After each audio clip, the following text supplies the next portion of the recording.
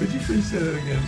That I don't like to listen to myself speak on tape or look at myself on film. So how would you build a film? Just on yourself. Let's just say you would never have to look at it. Like Craig goes to London. What would be the opening shot? Lights, action. Big Ben. A selfie with Big Ben. A selfie. Okay. Oh, selfies. This would be great. Okay, after Big Ben. Yeah, I like selfies. How about the jail? What's it called? Jail. The Oh, Tower of London. Right. Yeah. And how about a picture with the picture of the Queen? She's old. She's got to be in her 90s. She wears a hat. Maybe you could wear a hat. She's in her 90s. How about going to London and buying a hat? 50s. I mean, you know, hats are particularly London. You could get a bowler. You'd look great in a bowler. A boa. A boa. A bowler. Oh, I thought you said a boa. A bowler. A bowler? Yeah, a bowler. It's a bowler hat. Who wears a bowler hat? The guys playing polo? What's a bowler hat? It doesn't happen anymore. I don't think they use them, but they used to use them in the city in London, and all the bankers wore bowler hats, and they carried little brollies, which are canes, or umbrellas, because it always rains there, and they wear dark suits with vests, and you never put a belt on. You always use suspenders. And you use long socks, which come all the way up to your calves, and you change your collar every day. What do you know about English? London was a lot like New York, but they were a little more formal. I think they were a little better at it than we were. You mean being New York? Being cosmopolitan. We went out for a casual night and all the guys had jackets on. Yeah, they have a lot of style. How about what else did you think was interesting? Did you try the public bathrooms? The fish and chips. Fish and chips? Public bathrooms? No. How about the telephone booths? No, they're disappearing. Everyone's looking at their smartphone. How about the double-decker buses? You go on one? No, looks like London. Let me see it.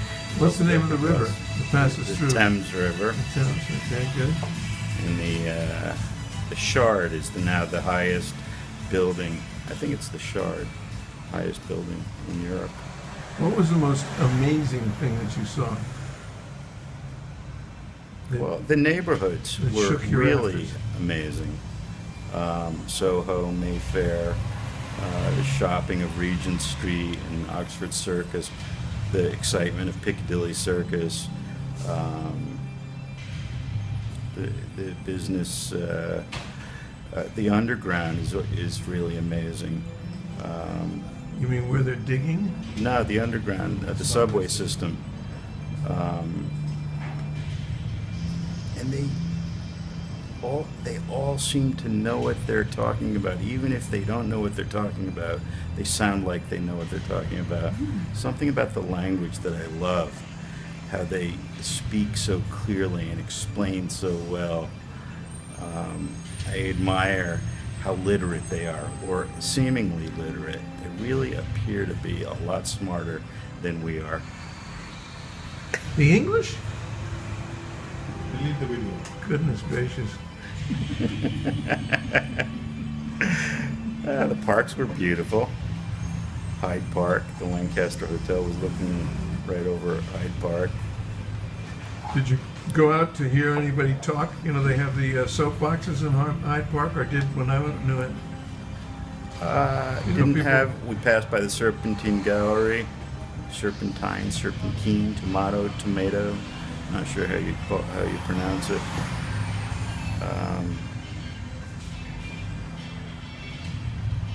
What else can I tell you? Westminster Abbey.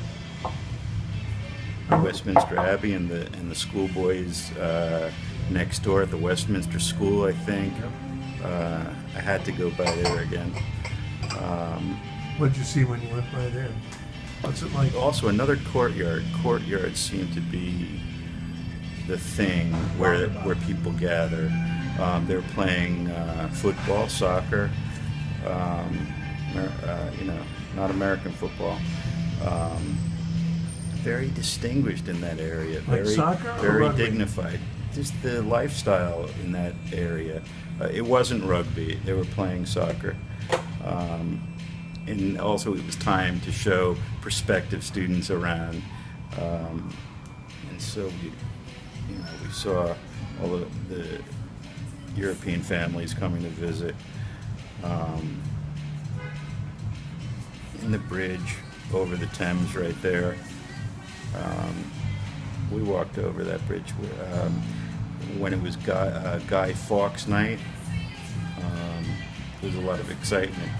Fireworks and stuff, right? Guy Fawkes, there was a bonfire on the bridge facing Parliament. He was the guy that burned down the Parliament, or? Yeah, I mean, I don't like to see and do a lot of the tourist things, but there's so many things that you have to see. As New Yorkers, we don't see our own landmarks, and maybe we should. They really make you enrich your life. We should go visit the Empire State Building. We should go to see the Statue of Liberty. So I felt compelled to go see the landmarks over there. But also, more exciting were the neighborhoods. We visited the Electric Cinema, which was a great experience. What's that? It's a theater, but it was more of a gathering place. Next door was a retro atmosphere and the Electric Diner.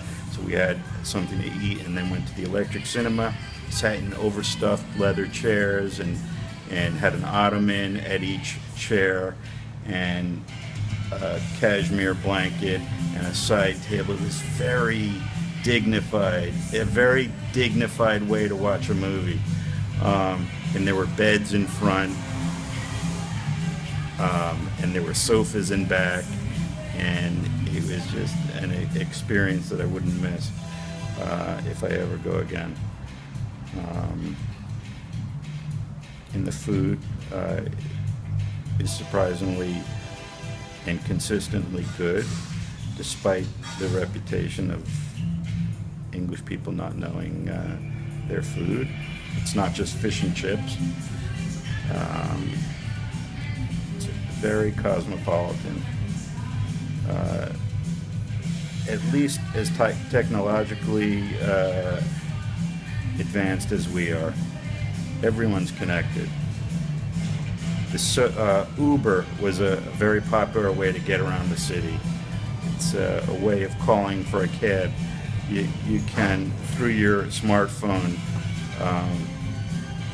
tell the system where you are, and in turn the system tells you what taxis are nearby, and within a few minutes you can have one waiting for you, no matter where you are in London. Apparently it's more popular than here, and less expensive.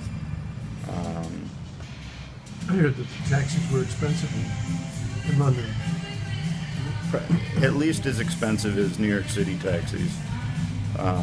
That's why Uber seems to be taking off over there. Not yet over here, but I have seen in front of Roger Smith a few taxis with the Uber sign.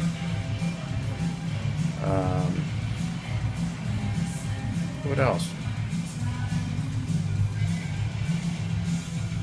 Signing off for now? What else can I tell you about London? Very hospitable, very polite, very happy to show you the city. Everyone loves that you're there looking at their city. They're delighted that you're there. Very welcoming. And that seems to be a rising theme in hospitality today. The experience that you have, not necessarily how shiny the brass is or the uniforms that the front desk people are wearing, but how you feel when you arrive somewhere. Do you feel welcome? Do you do things, or do you have access to things that you might not if you stayed somewhere else? The experience and being connected immediately on your arrival to where you are and what you're going to do during your stay. So that's what I think our next steps are, to figure out how we can make the experience here valuable and delightful. That's a buzzword lately. How can we delight our guests, our customers? How do we get them,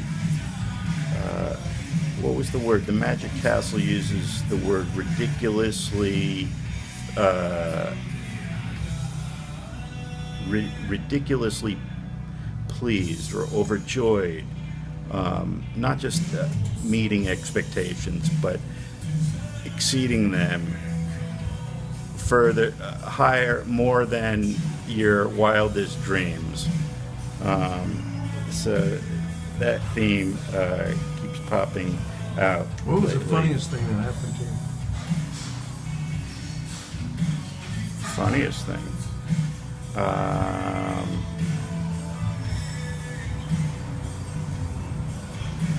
Probably experiencing Portuguese humor, which is non-existent, I heard. We had a comedian at a dinner at a palace that World Hotels was treating us to, and it's very hard to be funny in a setting like that. People from Asia, Europe, a few from North America. Not everyone gets it at the same level.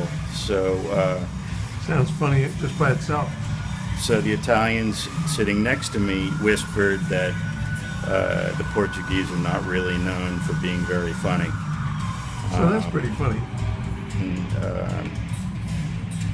And I think they have a little bit of an inferiority complex with Spain being sort of the stepchild or step relative of Spain's. What was funny? Where were we hysterical? Well, the British have sort of a dry, black sense of humor, which I always enjoy. You know Faulty Towers?